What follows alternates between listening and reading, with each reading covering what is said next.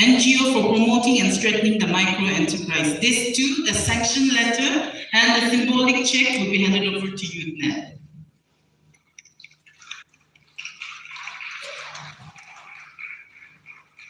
Sanction letter.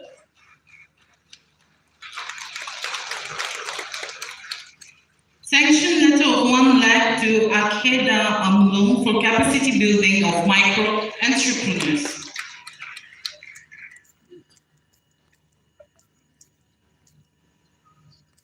Sanction letter of 0.7 lakh to Evergreen Welfare Society for skill training at Siuchang Village, Kifiri.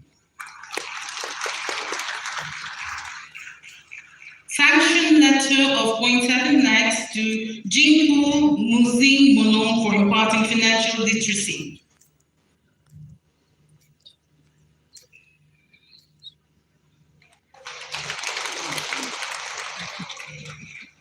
Thank you so much, Sylvie, sir.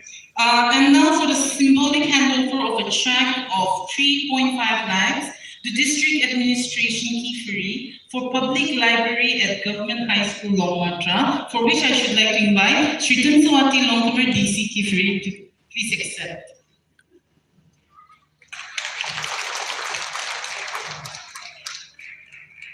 Thank you so much.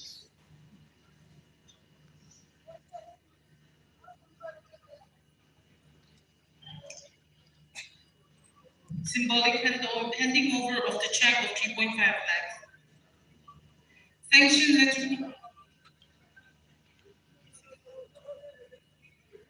letter, sorry, I missed out. Sanction letter to Jinghu Musing Mulong for imparting financial literacy.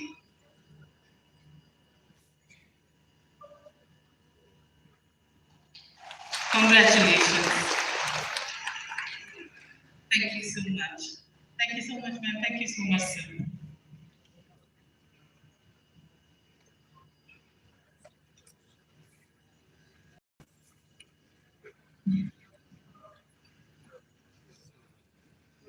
And now I'd like to invite on stage our Honorable Finance Minister to please give away her address to the congregation.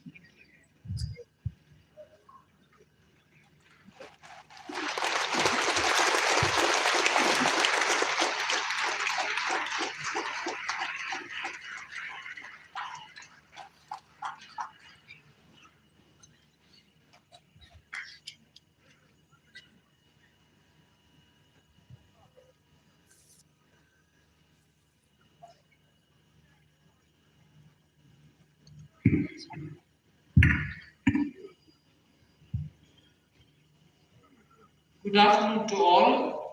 Namaste and Sobmanu Bal Ase Bobola.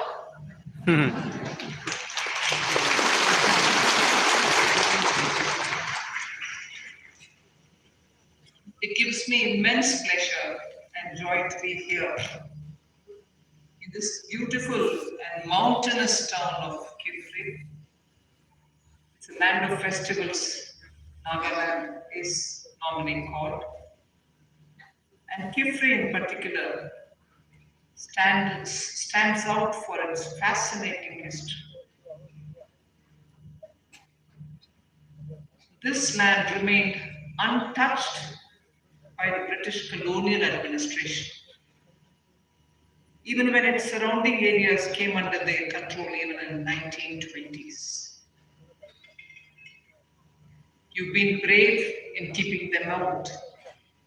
As a result, tradition here has been carefully preserved, carried forward proudly from one generation to the other. I'm especially glad to know that nature holds a sacred place in the customs here. That's reflected in your folk songs, your folklore, and your daily life.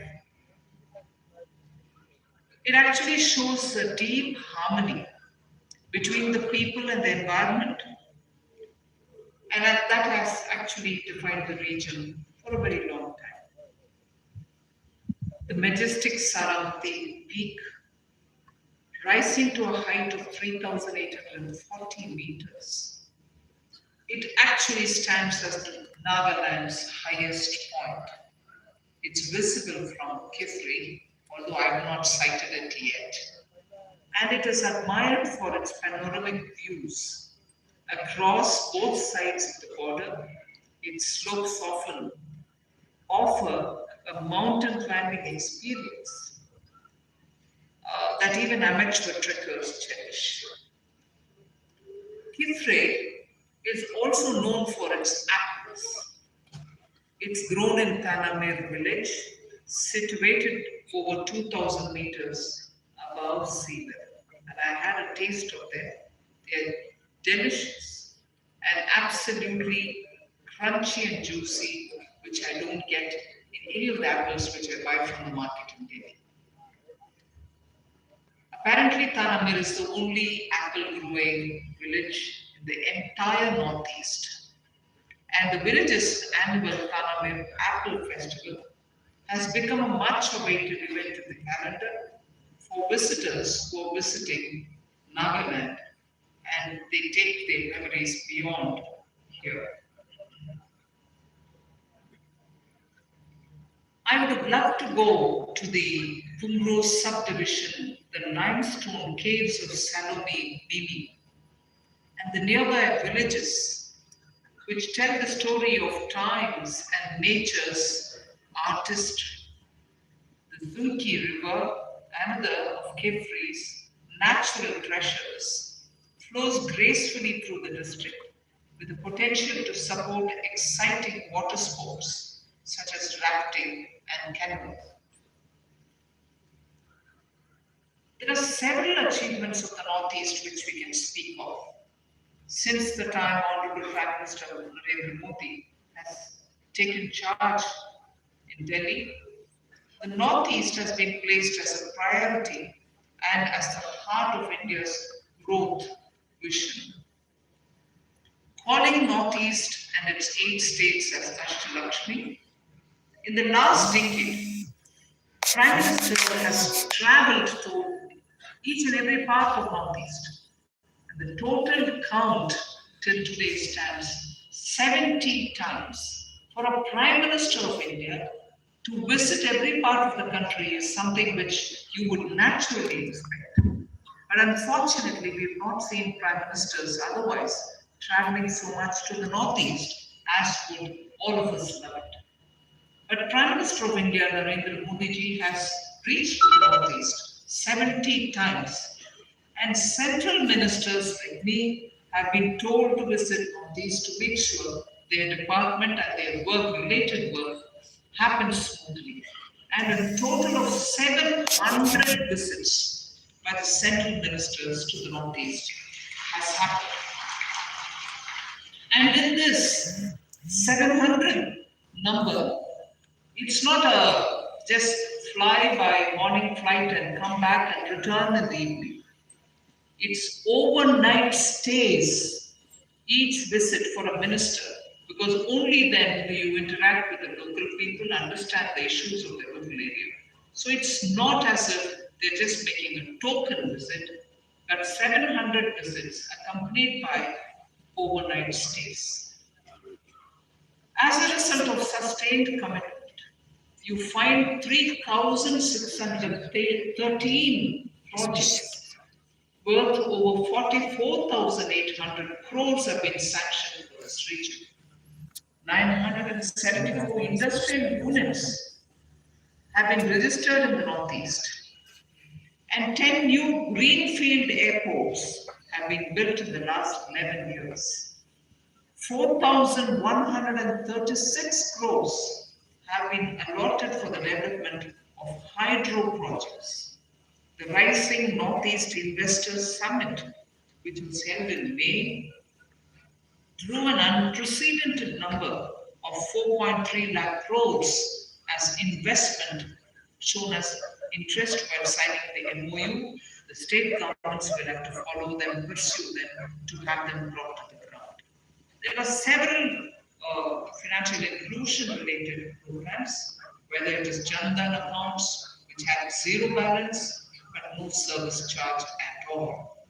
With the credit worthiness improving on all these accounts, the financial identity has been established, and that is why you will get credit checks given to such account holders so that they can carry forward their businesses. In the credit outreach that we saw, somewhat a few of the customers receiving their checks, aspirational districts have been given priority, and that is why Kifri gets a priority, because people here are revving to go forward, taking their aspirations, their dreams, which I saw and interacted with the NLRM women last evening, I think, when women came saying, NLRM has benefited us, we've become lakpatis, but our now ambition and dream is to become crorpatis. So Kifre is actually benefiting because directly many of these people's welfare schemes and empowerment schemes, not just welfare. You're not just getting rice and wheat through the ration shops, you're getting that as well. But you're getting credit so that you're able to take your aptitude, your business interests forward so that commercial activities improve and in turn your own economic empowerment grows. So if you see, I have inaugurated 9 new branches today for the entire Northeast region. 8 are by the State Bank of India and 1 is by Nagaland Rural Bank.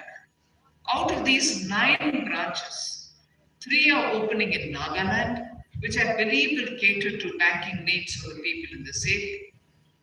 Banks have done a good job in deploying banking correspondents, BCs as they call, bank mitras, in far-flung areas. In 2019, there were 1,143 villages in Nagaland which had no banking touch points within 5 kilometers. With the efforts of the banks and the state level bankers contributes, this number has now reduced to 15 only, which also I'm hopeful will be covered by this financial year. 1,143 villages in Nagaland in 2019, which had no banking touch points at all. Today, that number has come down from 1,143 to just 15 only. So between 2019 and today, which is 2025, there was a rapid acceleration of banks coming to every village, and the last 15 will get covered